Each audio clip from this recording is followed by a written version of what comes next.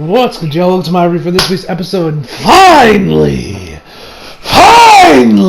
we are back to reviewing JoJo after about 2-week delay. Toonami was busy doing marathons for the past couple weeks for Christmas and New Year, but hey, we're finally back with JoJo's Bizarre Adventure, Part 5, Golden Wind Boys. Now to see JoJo back. Yo, Loki, kind of miss not having to do anything on Sundays. Loki, and having more free time today. I enjoy talking about JoJo, so let's get into it, guys. This episode was awesome. But can we just take a moment to appreciate the driver for this episode? That truck driver deserves far better than this episode. And what do you got in this episode, man? You got Giorno moving back up to the front after Mista came back down. It was epic, man. I loved it. But anyway, without further ado, let's just jump right in. So we start this off once again with some more narration from the JoJo narrator. I love the narrator for JoJo. I have mentioned this time and time a fucking game. But I love the narrator for JoJo, man. I love his voice. I love his tone. I love the way he speaks. Just everything about him is perfection, man. I've listened to a little bit of the Japanese narrator. He don't even compare to the English one, if you ask me, man. The dub narrators are this is the kind of guy who I want this guy narrating my fucking life. If this man did not audiobooks, I would listen to it because that's how damn good his voice is. I love the sound of his voice. It's ASMR that I could get down with, ladies and gentlemen. It's very smooth.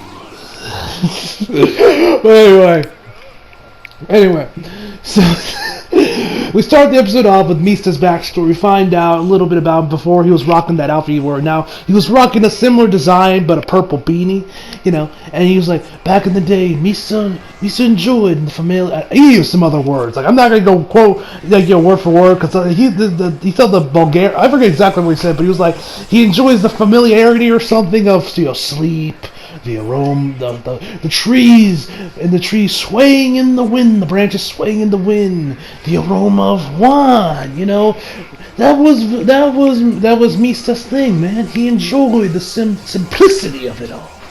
He would flirt with a good-looking woman, even to her disapproval. And if you ever had to get money, he'd just jump some poor soul and shake him down for all he got, man. But once he turned 17, he realized something that your destiny is predetermined. He changed his outlook on life. So then we see him walking around, which first off, I gotta talk about Mista's outfit. So Mista's wearing his beanie,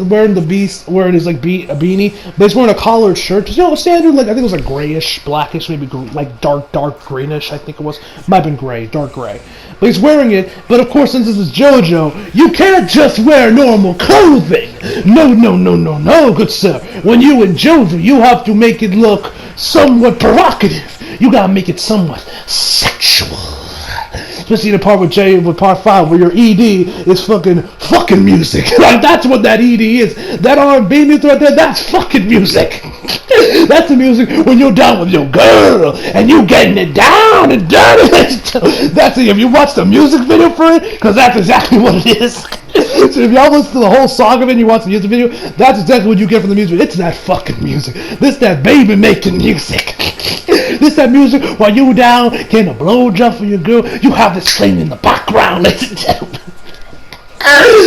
Oh my god.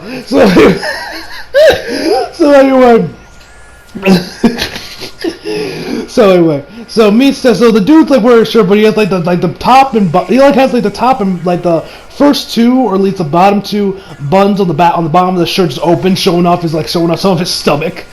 I don't even know why he's dressed like that. Who the hell wears a shirt like that? But hey, it's JoJo. This comes with the territory, I assume. But anyway, so he's walking down the street, minding his own damn business. And then in the car, you see at first I thought we were gonna watch a fucking rape scene in JoJo. You hear it, get back here, you little slut. That's the sound that they were saying. I was like, goddamn, is there a rape going on down there? Goddamn, JoJo getting into that rape action? Okay.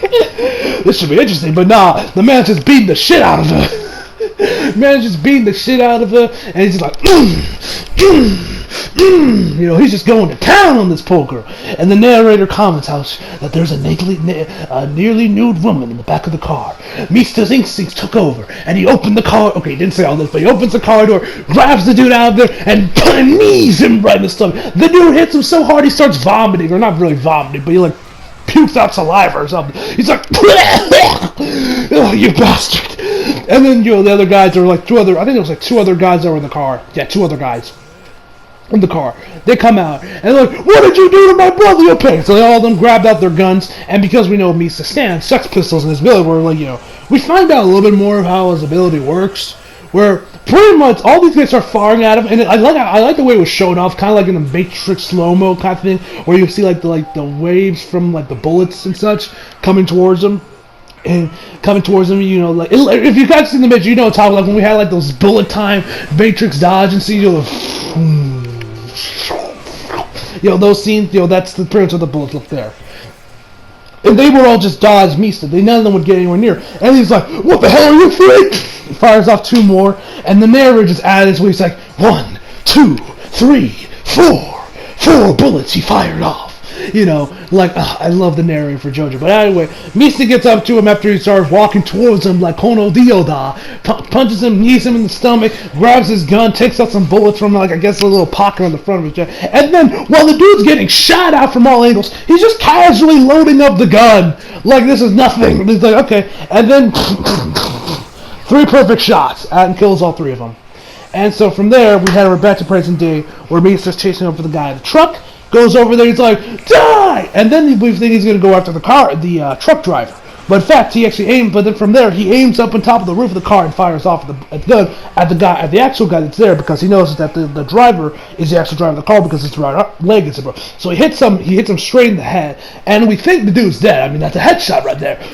He won't survive in that. But no, sir, the man is still alive and well. He's just like, oh, God damn it, that hurts! So after he starts to get up a little bit, he's like, that's twice now you've hit me, you gun-toting psycho! He's like, well, quit squirming. Next time I'll make sure to take better aim. Then we get like some narration. He's like, what the fuck kind of lame-ass line was that? What I should say, how are you not a pile of sausage meat, you tile of sausage meat? I forget. He's like, a pile of sausage meat. I kill you. I forget the rest of the line, but he was like, you know, he's like, why aren't you a pile of sausage? That's pretty. But it was definitely a better line than what he actually ended up saying. So anyway, after that, he fires off, and then we find out what the dude's stand's name is. It's called Arts and Craft, which is a pretty interesting stand name. I wonder what the original name for the stand was, but hey, that's a pretty decent name if I do say so myself.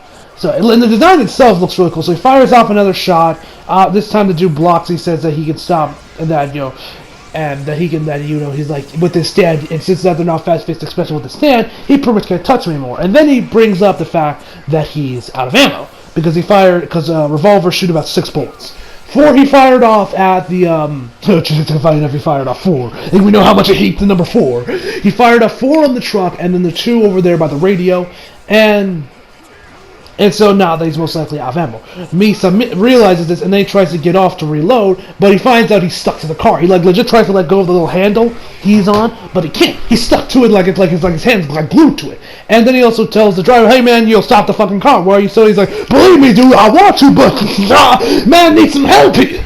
You know, and he's all because it's like his feet is like stuck to the gas pedal, and his hands are stuck to the wheel.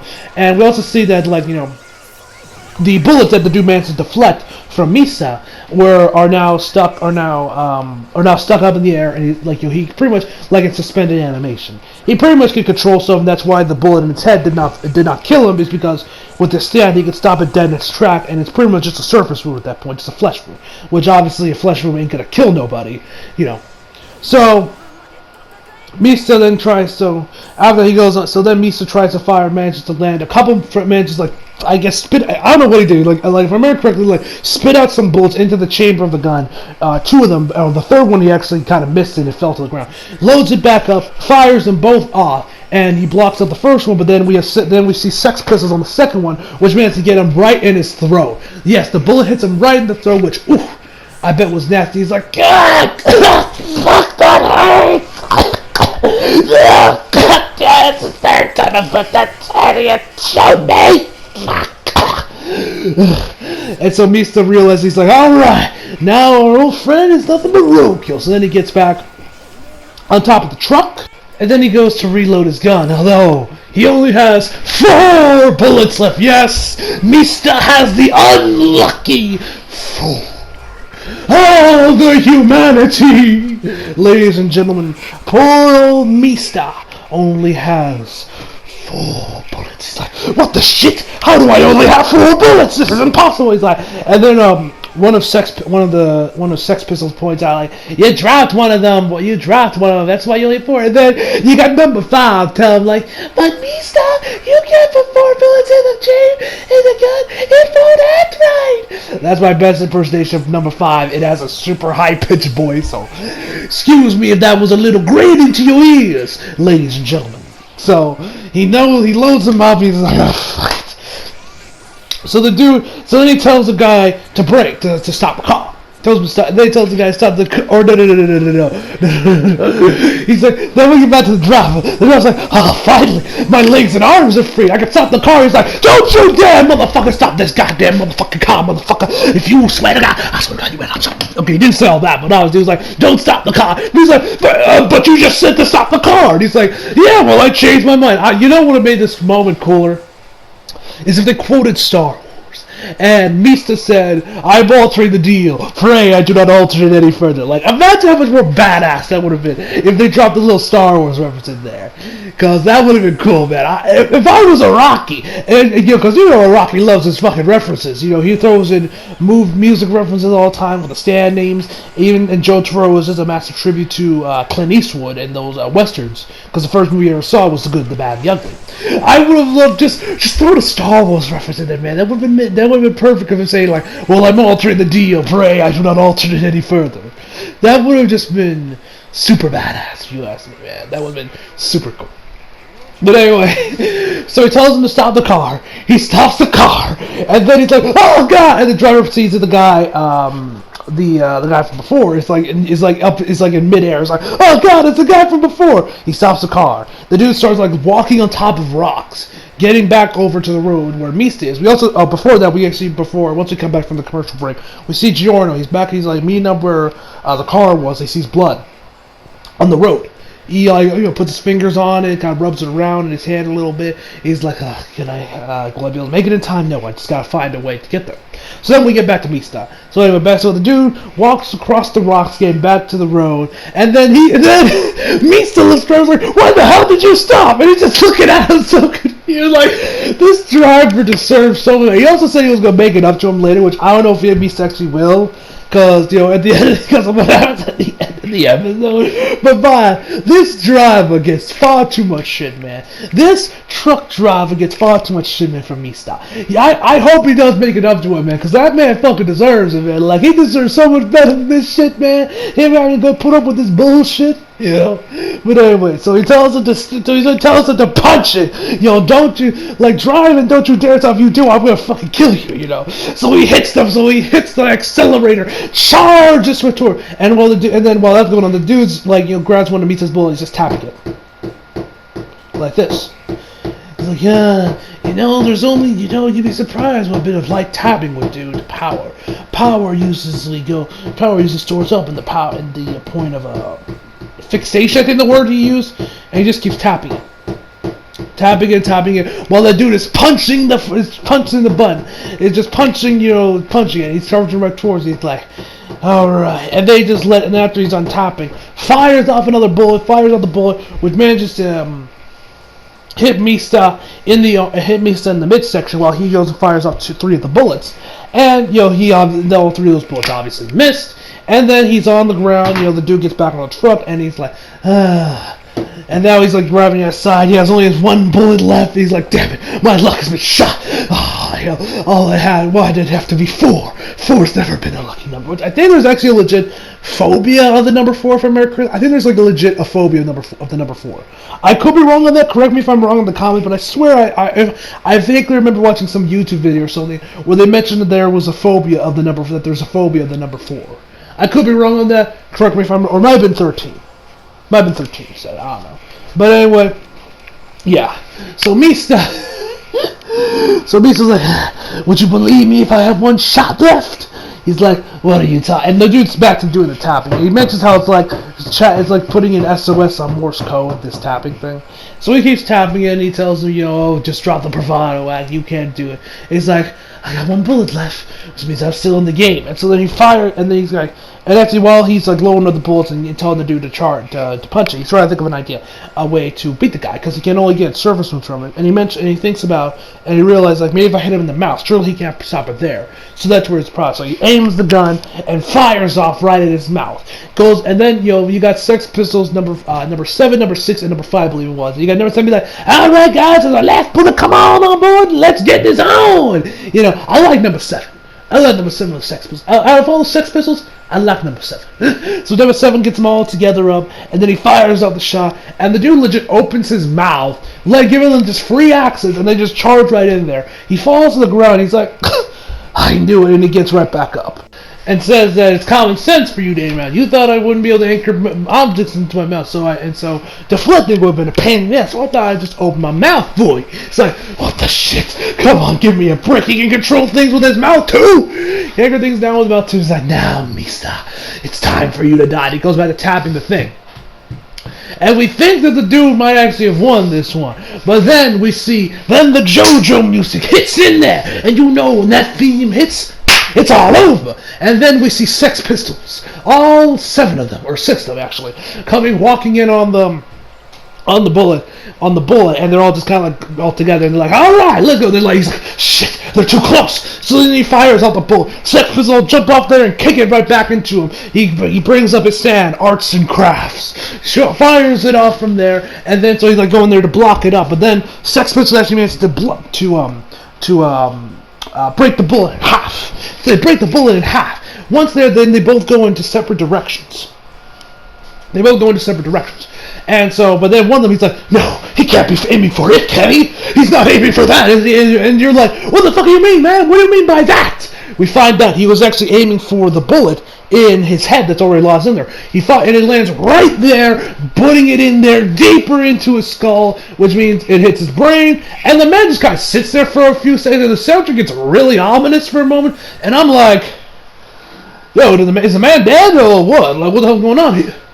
But then, sees the man drop, he dies, blood comes out of him, a couple more blood comes out of his head, pretty much meaning that motherfucker dead.